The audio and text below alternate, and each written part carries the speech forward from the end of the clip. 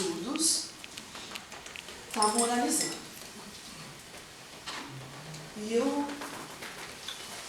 E pareciam assim... Eu falei, mas por que você está triste? Né? Outros oralizando, por que você está triste? Você não gosta de sinais? De libras?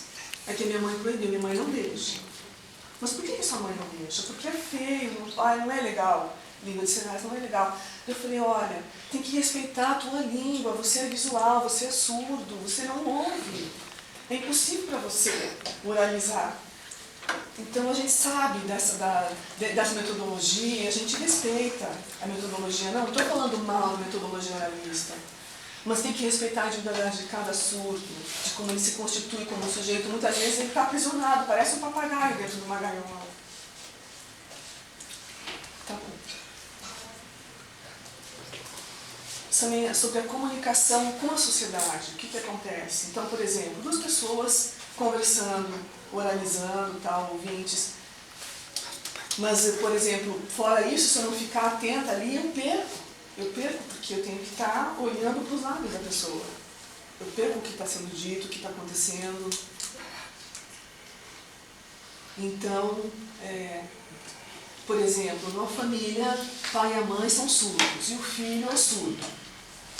E eles estão lá sinalizando, e o filho daí ele cresce, ele fala bem, ele escreve bem o português, por quê? Porque ele fez a aquisição da língua pela Libras. Ele conseguiu adquirir o conhecimento. Aí ele vai conseguir.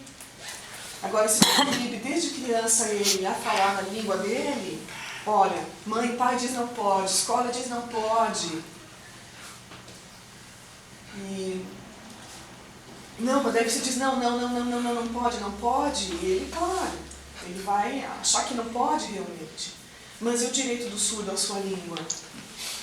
Que também é uma outra coisa que eu quero falar. Na escola do... O que é esse sinal mesmo? Pedagogia. Uhum. Eu estava estudando pedagogia, né, na Uninter. E muitas vezes era muito cansativo, porque eu não conseguia acompanhar todo o conteúdo. Eu estava falando um lá, um aluno falava aqui, o professor lá, eu perdia muito conteúdo na sala de aula. Então, essa palavra, o que significa? Eu tinha que perguntar, ficava lá para poder entender a palavra.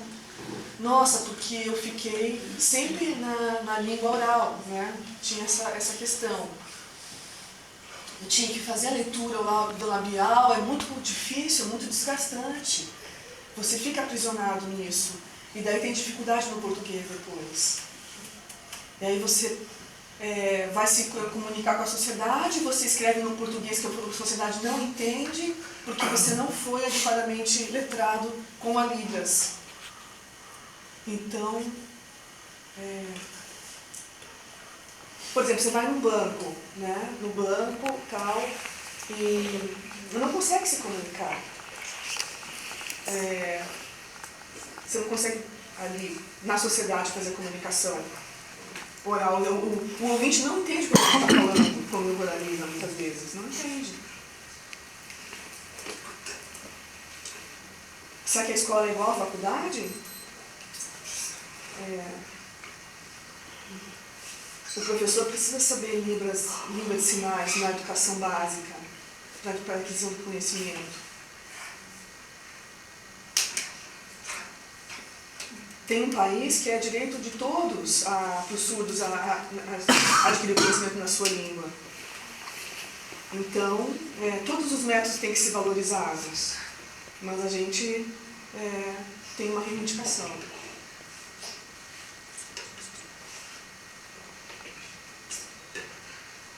A gente precisa pensar na criança surda, que ela vai se tornar um adulto, né? E a gente não pode largar depois ele na sociedade. Por exemplo, na fábrica, o que acontece? Você é surdo, vai para a produção. Ele não sabe ler português, ele não sabe, ele nasceu surdo, só sabe dizer poucas coisas, porque a empresa não quer saber, né, se o surdo consegue se comunicar ou não. Se ele gosta, por exemplo, de fazer outras atividades no computador ou da administração, mas que daí ele não fez a aquisição correta do conhecimento, ele não consegue. daí alcançar essas posições dentro das empresas. Escola e sociedade precisam andar juntas, unidas, não dá para separar uma coisa da outra. Nós sofremos o efeito hoje do que tivemos na escola, surdos. Está limitado em muitos campos o surdo hoje, então a gente está pensando no futuro aqui. O Jefferson